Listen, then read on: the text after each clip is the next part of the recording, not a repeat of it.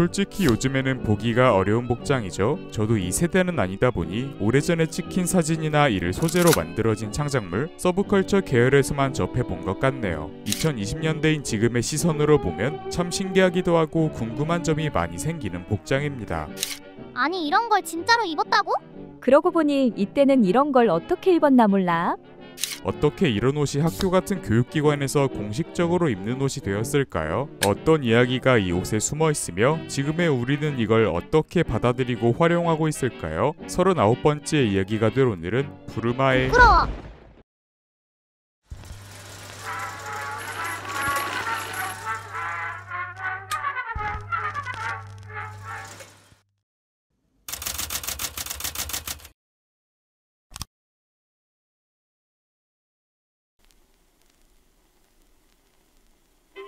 네, 흔히 우리가 부르마라고 부르고는 있지만 단어의 분위기에서 알 수 있듯 이건 영어 단어를 일본식으로 표기한 것입니다. 블루머라는 영단어에서 기원된 것이죠. 대한민국에는 일본의 영향을 받은 단어들이 정말 많으니 부르마도 그중 하나라고 생각합니다. 게다가 세계적인 만화 드래곤볼의 부르마라는 등장인물이 나온 것도 하나의 이유로 작용했을 것이라 생각되네요. 어쨌든 블루머라는 이름은 아멜리아 블루머라는 미국의 여성 사회운동가이자 신문 편집자의 이름에서 유래되었고 이는 빅토리아 시대의 복장 개혁과 긴밀하게 관련되어 있습니다. 빅토리아 시대 했을 때 머릿속에 떠오르는 이미지가 있나요? 저는 이렇게 머리부터 발끝까지 화려한 색, 장식, 패턴으로 가득한 옷을 입은 귀부인과 이런 젠틀한 신사가 떠오르네요. 당시의 패션을 표현한 자료들을 보면 그 특징이 더 잘 드러나 있네요.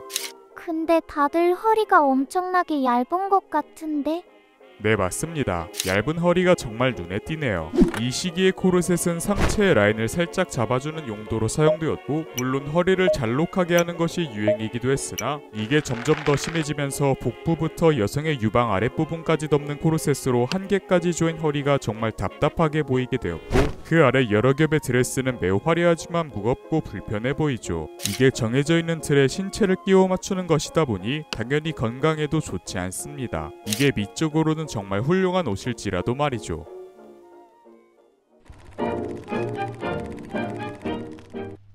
많은 여성이 아름다움을 위하여 건강까지 해치는 모습, 복장으로 인한 활동의 제약, 이것이 은근히 강요되는 사회에 대항하여 복장 개혁을 외치는 사람들이 있었습니다. 아멜리아 블루머와 엘리자베스 밀러가 그들 중에 있었죠. 엘리자베스는 터키식 드레스라는 이름으로 불린 비교적 짧은 치마에 널널한 바지를 받쳐입는 것으로 구성된 옷을 대대적으로 사람들에게 홍보했고 지금이야 여성이 바지를 입는 것은 너무나도 당연한 일이지만 이 당시에는 많은 비판을 받았습니다. 더 릴리라는 신문의 편집자였던 아멜리아가 여성들에게 덜 제한적인 여성의 복장 기준, 용도와 욕구에 의한 의상의 적합성, 건강과 편안함 등을 여성의 참정권과 함께 강력히 지속적으로 주장했고 이 의상을 꾸준히 홍보했기에 이 옷에 블루머라는 이름이 붙게 되었습니다.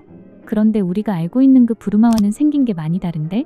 네, 이때의 블루머를 보면 다리를 완전히 덮거나 무릎까지만 덮는 형태였음을 알 수 있죠. 무릎 정도 길이의 치마도 함께 입었고요. 피부에 밀착된 형태도 아니었고 오히려 더 널널해 보입니다. 마치 일바지처럼요. 그런데 블루머라는 옷은 바로 빛을 보지는 못했습니다. 당시 시대상이 그러하듯 이러한 사회운동에 대하여 반감을 가지는 사람들이 정말 많았고 남성을 따라한다, 그들의 권위를 사칭한다 등 여기저기서 공격을 했기 때문이죠. 하지만 시간이 흐르면서 사람들은 블루머를 사회운동의 상징이 아닌 편리하고 실용적, 건강한 의상으로 여기게 되었고 스포츠 같은 여러 활동적인 움직임이 필요할 때 블루머를 입게 되었습니다. 물론 운동용으로 착용하다 보니 스커트도 자연스럽게 없어졌죠. 20세기에 들어서면서 남성의 반바지와 같이 짧아진 블루머도 등장하게 되었고 이게 1900년 초에 체육을 위한 여성 의류로 일본에 소개된 것이죠. 피부에 달라붙는 블루머가 된 것은 1964년 도쿄올림픽과 관련이 있는데 일본은 외국 여성 선수들이 입는 가볍고 활동성이 뛰어난 배구 유니폼에서 아이디어를 얻어 지금과 매우 흡사한 블루머를 만들게 되었고 자국의 스포츠 진흥을 위하여 개발을 거듭하고 스포츠의 중요성을 널리 알리기 위한 노력에 의해 결국에는 학교의 체육복으로도 채택이 된 것입니다. 아무래도 우리가 처음으로 단체 스포츠를 접하고 배우는 곳은 학교일 테니까요. 게다가 이 시기 일본 여자 배구는 엄청난 상승세였기에 드라마, 영화, 애니메이션 같은 많은 매체에서도 다뤄지고 살짝씩 변형되어 스포츠 유니폼으로서의 이미지가 굳어지게 되었죠.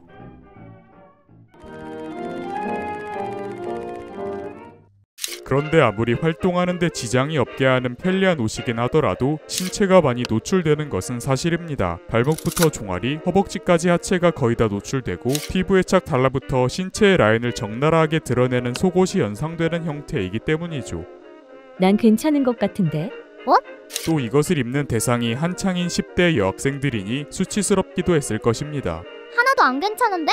그렇게 블루머를 바라보는 시선과 이를 착용하는 사람들이 느끼는 감정이 많이 달라졌죠. 참 이게 흥미로운 부분입니다. 처음에는 여성의 사회 진출과 스포츠 참가, 움직임을 억압하는 복장으로부터의 해방을 이유로 만들어진 의상이 부끄럽고 수치스럽게 느껴질 수도 있는 의상이 되었으니 말이죠. 물론 초기의 블루머는 이렇게 생기지 않았지만요. 결국 의상을 포함한 시대를 아우르는 문화는 사람들의 인식이 가장 중요한 것이라는 생각이 듭니다. 누군가는 혁신적이고 매우 실용적, 발전의 산물이라고 느낄 수도 있으나 누군가에게는 전통을 파괴하고 반항적이며 이치에 맞지 않는다고 느낄 수도 있으니까요.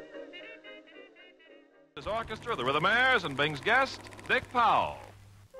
그렇다면 블루머는 완전히 사라졌는가? 라고 질문을 던진다면 그것은 아닙니다. 블루머를 바라보는 사람들의 인식이 달라졌을지라도 그 유용함과 편리함은 사라진 것이 아니니까요. 우리가 부르마라고 했을 때 떠오르는 이 이미지보다도 지금은 더 모습이 간소화된 상태로 블루머는 소비되고 있는 것을 알 수 있습니다. 육상 선수들에게는 이러한 의상이 기록 단축을 위한 매우 중요한 의상이죠. 팔은 물론 등이나 배, 허리까지도 옷의 면적이 많이 없어지고 줄어들었지만 그만큼 옷이 가벼워져 더 효율적으로 힘을 낼 수 있게 되었고 몸에 밀착되어 달라붙는 옷은 옷이 바람에 날리지 않게 하여 공기 저항을 덜 받게 하고 불필요한 신체의 움직임을 줄여주어 경기에만 집중하게 도와주는 기능적인 옷이 되었습니다. 바이크 쇼츠나 레깅스도 같은 맥락을 공유한다고 생각합니다. 이렇게 하나의 옛 의상, 만화책이나 애니메이션 같은 서브컬처 매체에서의 모의 요소로 여겨졌던 블루머에 심오하고도 중요한 근대사 이야기가 들어있었네요. 이렇듯 하나의 대상은 그 형태가 같을지라도 바라보는 시대에 따라 인식이 변하기 마련입니다.